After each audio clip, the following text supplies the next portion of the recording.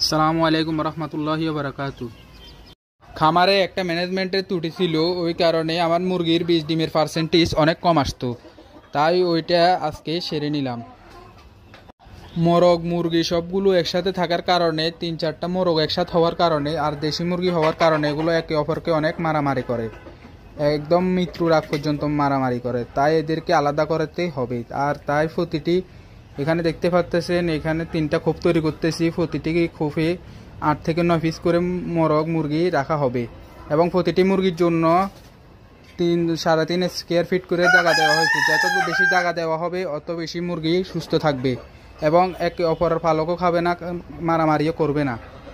তাই এখানে প্রতিটি মুরগির জন্য 3.5 স্কোয়ার ফিট করে জায়গা দেওয়া হয়েছে এবং প্রতিটি ঘরের ভিতরে বা খোপের ভিতরে দুটো করে কবুতরের খোপ আর ক্যারেট দেওয়া হয়েছে। ওইখানে মুরগির ডিম ফাটবে এবং মুরগির ডিমের পার্সেন্টেজ, বীজ ডিমের পার্সেন্টেজটা অনেক বেশি আসবে, মুরগির ডিমের পার্সেন্টেজ বেড়ে যাবে।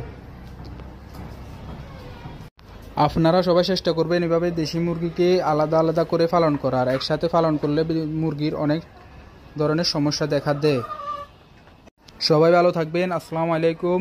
এবং এই ভিডিওটি দেখে মাশাআল্লাহ অবশ্যই বলবেন। আর দেখতে পাচ্ছেন আমি সব কিছু ওয়েস্ট মাল থেকেই তৈরি করতেছি।